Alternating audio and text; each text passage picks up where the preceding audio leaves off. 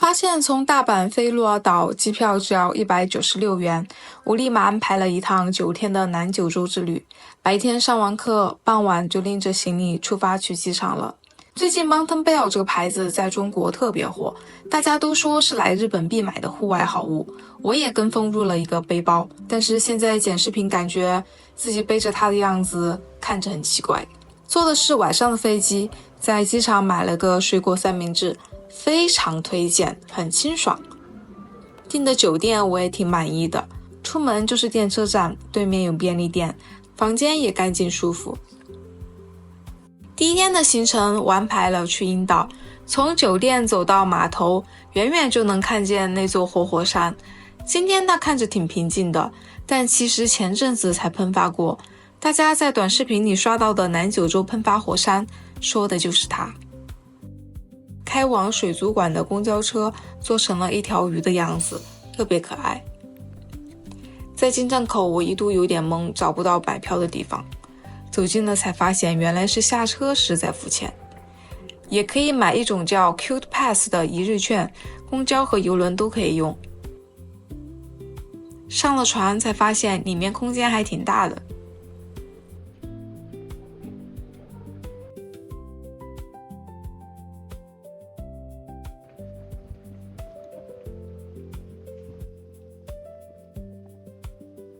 上岛后我先买了公交券，打算先坐到展望台，再坐回终点，然后从步行道慢慢走回码头。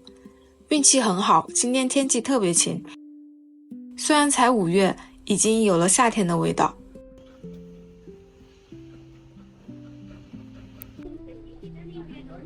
坐到汤之坪展望所，这里离火山很近，公交车会在这停10分钟，想节约时间的话，拍几张照就可以回车上了。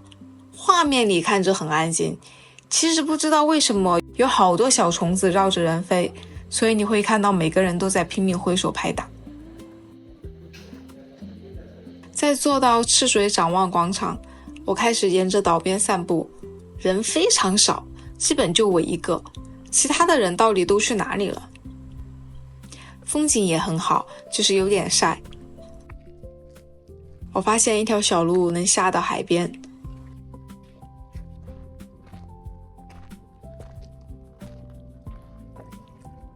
捡到好多浮石，这是岩浆喷发时里面的气体迅速膨胀溢出，岩浆冷却后留下许多小孔形成的，所以特别轻。吹了会海风，很舒服。这里有很多野猫，而且不少是品种猫，感觉像是被人故意遗弃的。走到公园的足汤，人一下多了起来。这大概是我见过规模最大的足汤了。我特意挑了最上面的位置，想着水可能更干净。没想到水温高的吓人，脚刚放下去我就忍不住嗷的叫出声，感觉再泡超过5秒整个人就要熟了。这说不定是控制大家逗留时间的好方法。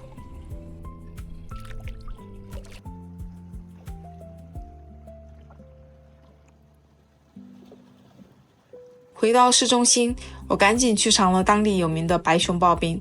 天文馆这一带是鹿儿岛最热闹的地方，不过这碗刨冰味道挺一般的，有一点失望，太甜了，冰也不够细腻。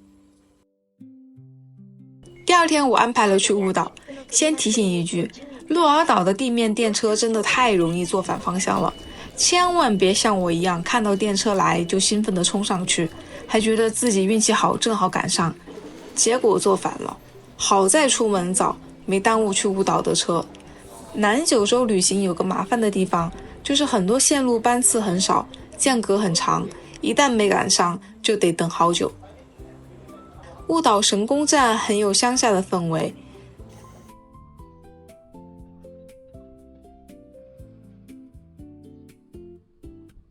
今天我打算照着小红书攻略走。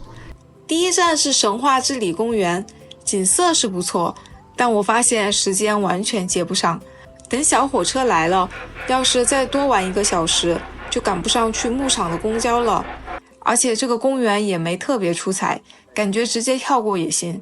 为了顺利赶上去牧场的车，我决定放弃这里。等车的时候，来了一对中国的中年夫妇，问起我的行程，一聊才发现我们要去的地方时间居然一模一样，他也是完全照着小红书走的。这大概是中国人出门旅游常遇到的情况吧，大家用的攻略都是小红书，行程自然就撞到了一起。你到下一个景点，总能遇到上一个景点见过的人。回到雾岛神宫，还有点时间逛逛。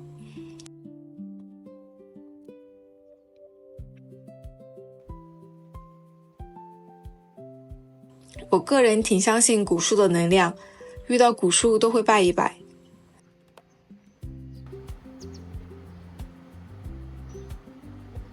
终于到牧场了，还没进门就闻到了牛粪味。这个牧场挺有名的，市面上常见的高千穗牛奶就产自这里。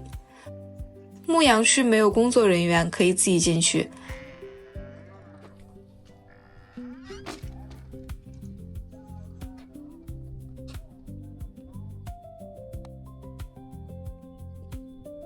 买饲料喂它们。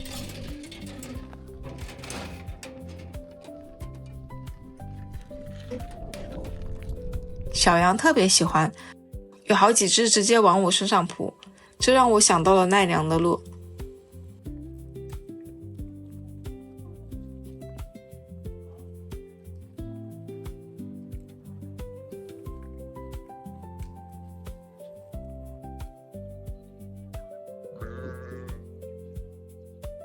地上捡的干草它们也照吃不误，是个让人很放松的地方。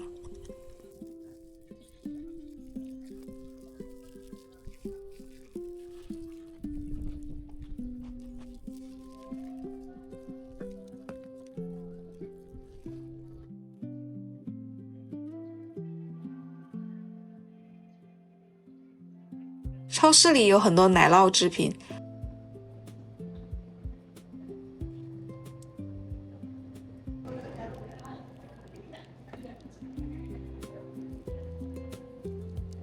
我买了个冰淇淋尝尝，分量很足，味道不错。这里还能参观奶牛。本来想和那对夫妇拼个出租车回车站，但是他们想提前走1个多小时的路回去，于是我一个人坐公交。这里的公交是小巴，可能人实在太少了，开了很远，车上始终只有我一个乘客。回到鹿儿岛，晚上去尝了尝当地有名的黑猪涮涮锅，味道出乎意料的好，汤很清甜。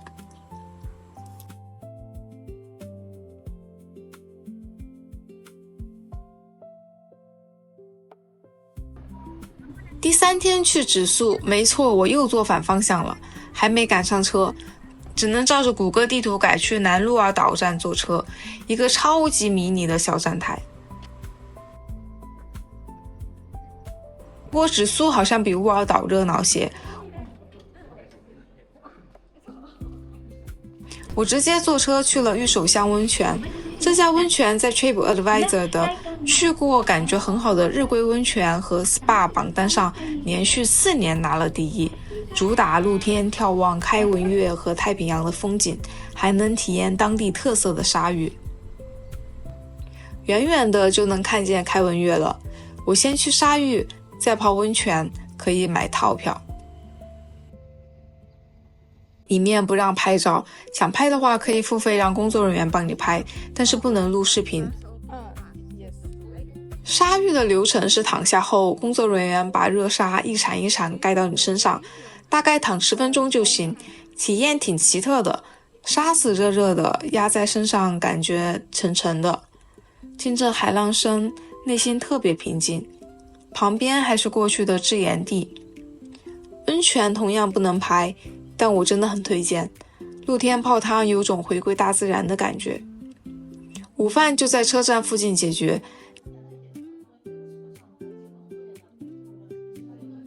点了份烟梅岛特色的鸡饭，味道有点腥。在街上走的时候，能明显感觉到这边居民不多了，海边修的散步道很不错，走着很惬意。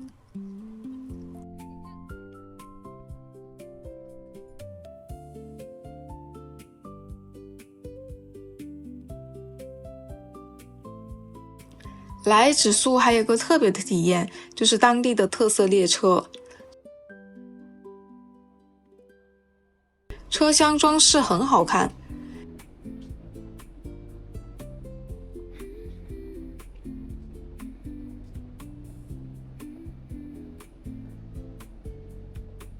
有意思的是，回程那段路相当颠簸，有几次我感觉整个人都要从座位上弹了起来，特别替旁边的老爷爷捏把汗。第4天，我留在鹿儿岛市区慢慢逛。鹿儿岛在过去是萨摩藩，也是明治维新的重要发源地之一。100多年前，正是从这里走出了一批推动日本走向近代的人物，比如被称为维新3杰的西乡隆盛和大久保利通。西乡隆盛后来还领导了西南战争，在日本是个家喻户晓也颇具争议的人物。大久保利通则是明治维新推进近代改革的核心人物之一。这一代还诞生过海军将领东乡平八郎等人。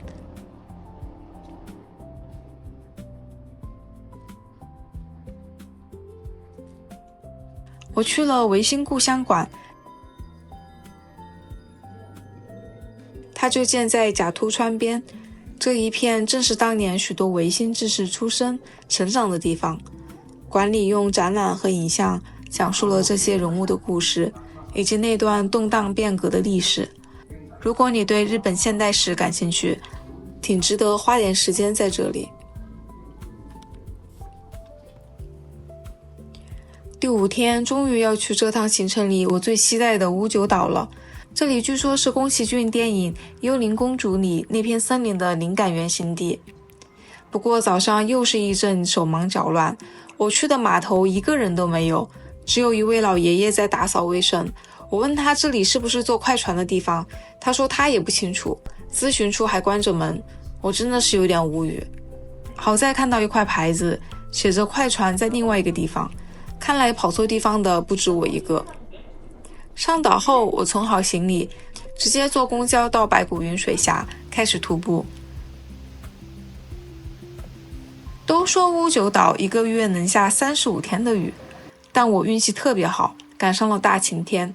另外提醒一句，船票一定要提早订，会有优惠。趁台风季之前来屋久岛很合适，不冷不热。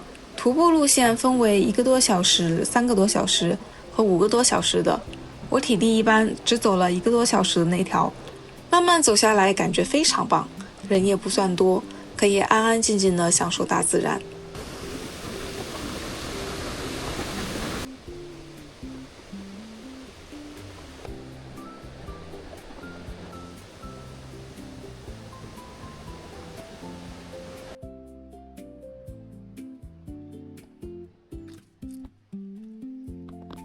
第2天，我报名了屋久岛的1日游巴士，基本能把岛上主要景点逛个遍。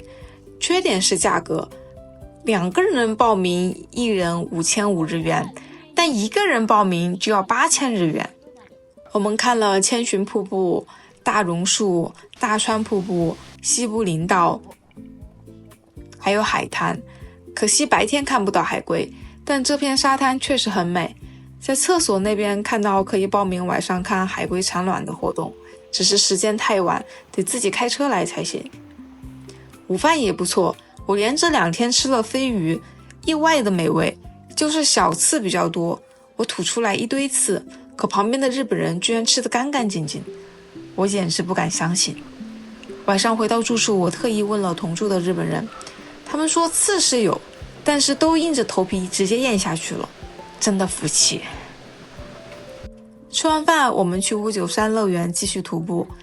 一路上导游会介绍各种植物的名字和当地居民的生活习惯，不过只有日语讲解。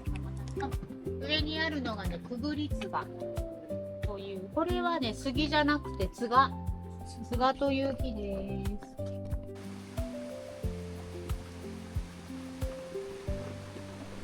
最后一站是纪元山，它据估算树龄约3000年，长在海拔约1200多米的地方，树高近20米，树干一圈足有8米粗。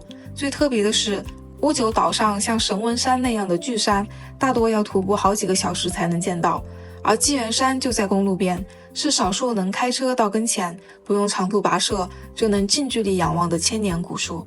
站在它面前，真的能感受到一种被时间沉淀下来的力量。9天的南九州之旅就这样结束了，我准备返程回大阪。回头想想，南九州真的值得来一趟。它不像东京、关西那条黄金路线那么热门，游客没那么多，反而能让人慢下来，好好感受。这里有近在眼前还在活动的火山，有能泡上半天都不腻的绝景温泉，有要靠运气才能遇上晴天的原始森林，还有淳朴安静的小镇和热情的当地人，再加上非常便宜的机票。如果你也想找一个人少、风景好又有一点不一样的目的地，南九州会是个很棒的选择。